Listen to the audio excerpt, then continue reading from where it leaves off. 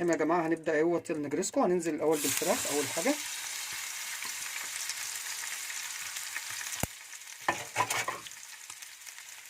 نشوحها كده في السمنه اهو.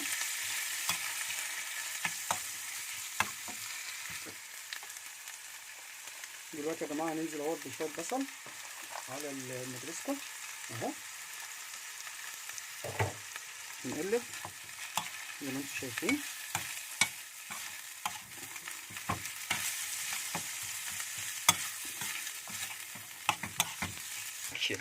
طبعا يا جماعه هي قربت تستوي.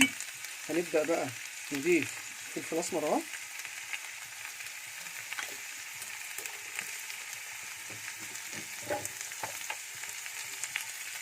شعر البهارات،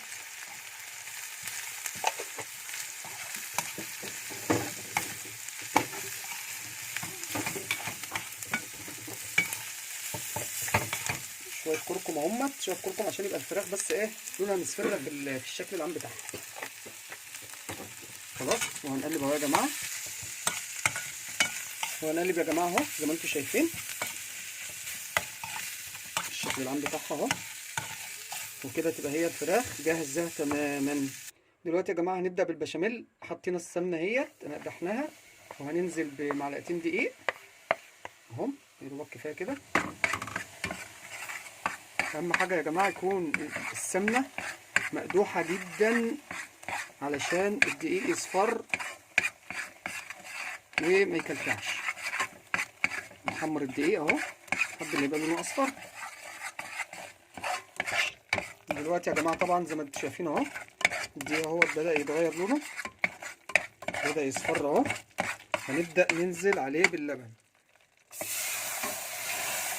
تقليب في اتجاه واحد اهو، ونفضل نقلب فيه على طول عشان ما يكلكعش. بسم الله الرحمن الرحيم. وده يا جماعه شكل البشاميل، صوص البشاميل اهوت بعد ما اتعمل. وجبنا بصلايه يا دوبك شممناها بس النار، ان اول ما ريحتها تطلع هي دي التكايه بقى اللي جربيها في البشاميل هتلاقي طعمها روعه. بصلايه اول ما تتشوح بس وريحتها تطلع اهي بالشكل اللي قدام كده، نقوم قلبينها عليها كده اهو، ونقوم مقلبينها فيها. دي بقى يا جماعه هتديلكوا البشاميل طعم رهيب رهيب رهيب. جربوها بقى قمه في الروعه. الريحه والله قلبت الدنيا اهي اول ما حطيتها بيها. وكده خلاص هيبقى ايه البشاميل خلاص كده تمام جاهز على العمايل. ورجعنا لكم تاني يا جماعه اهو بعد البشاميل ما اصبح جاهز اهو. هناخد دلوقتي بقى جبنا طبق اهو، هناخد معلقتين بشاميل زي ما انتم شايفين كده اهو تمام. وهننزل بالمكرونه. خلاص نزلنا بالمكرونه، هننزل عليها كمان بشويه بشاميل اهو، يعني زي نص البشاميل كده مثلا اهو تمام. وهننزل بالفراخ معاها برضه اهي تمام.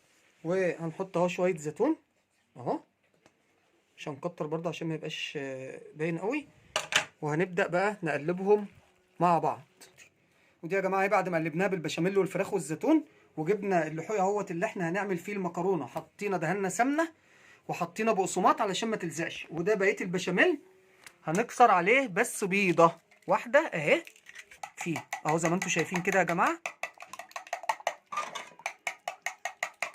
وهنديها شعرة بس فلفل اسمر كمان علشان الزفاره. هننزل اول معاها بالجبنه الموتزاريلا اهي جواها برضو اهو زي ما انتم شايفين كده اهو، شد اكتر برضو.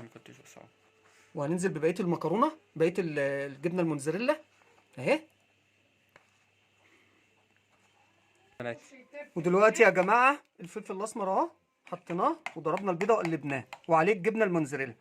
هننزل بقى بكام معلقه تحت بس كده اهو تمام اهو بس. وبعدين ننزل بالمكرونه في اللحوم يا جماعه. هي المكرونه بعد ما رصيناها هننزل بقى بالبشاميل اهو على الوش يغطي كل المكرونه. ولازم البشاميل يكون سايح كده علشان ينزل يخش تدخل الصوص البشاميل ان هو ينزل جوه البشاميل في المسام جواها اهي زي ما انتم شايفين يا جماعه. لازم البشاميل يبقى خفيف كده اهو علشان ينزل جوه الصينيه وهي كده جاهزه انها تدخل الفرن. هنيجي على الوش ونرش بقى ايه شويه جبنه موتزاريلا كده عشان تدي ايه شده وتحميره، وتبقى الشكل العام بتاعها يكون اجمل. ورجعنا لكم تاني يا جماعه بعد ما طلعنا الصينيه من الفرن، وهو الشكل العام بتاعها اهوت. اهم حاجه يا جماعه في البشاميل دوت، اعملوا التريك اللي انا قلت لكم عليه البسيط دوت، ان انت بعد ما تعملي البشاميل تجيبي بصلايه بس اول ما السمنه تقدح تقومي حطها فيها مشوحاها بس، بحيث ريحه البصله تطلع مش تتحمر. اول ما ترميها كده وتقليبه صغيره كده اهوت نص دقيقه بالظبط، اول ما ريحتها تطلع تقومي قلبها على البشاميل وتقومي مقلباها، تطلع ريحه البشاميل هتقلب لك الشقه وهتطلع روعه. دلوقتي هنفتح اهوت وهنحاول نشوف الشكل العام بتاعها. بسم الله الرحمن الرحيم. اهيت يا جماعه، هي النجرسكو طبيعي لازم تكون كده وتبقى بتشد كده زي ما انتم شايفين اهي. اهي يا جماعه زي ما انتم شايفين شكلها وجمالها، بصوا لازم تكون سلسه كده اهي، و زي ما انتم شايفين كده اهي. ده شكل الصينيه وده الشكل العام اللي طلع اهي. تتاكل كده عشان الموتزاريلا بتبقى مغرقاها خالص. يا جماعه المكرونه اهيت بعد ما طلعت وغرفناها، دلوقتي هندوقها اهيت للست ام احمد. ناخد زيتونه الاول، لازم زيتونه كده عشان نبلع، واهي نشوف ام احمد تقول لنا رايها بكل صراحه. بكل صراحه يا ام احمد، لو هي مش حلوه قولي مش حلوه، حلوه قولي حلوه. لا جميع تحفه. بص بص بيغمز لها ب50 جنيه من تحت اهو. والله يا زياد ابني ده دلوقتي بيقول لي انا انت فنان. تسلم ايدك يا بس طبعا هو بيجاملني يعني لما هم يخشوا اصلا مش هيدوقوها انا عارف.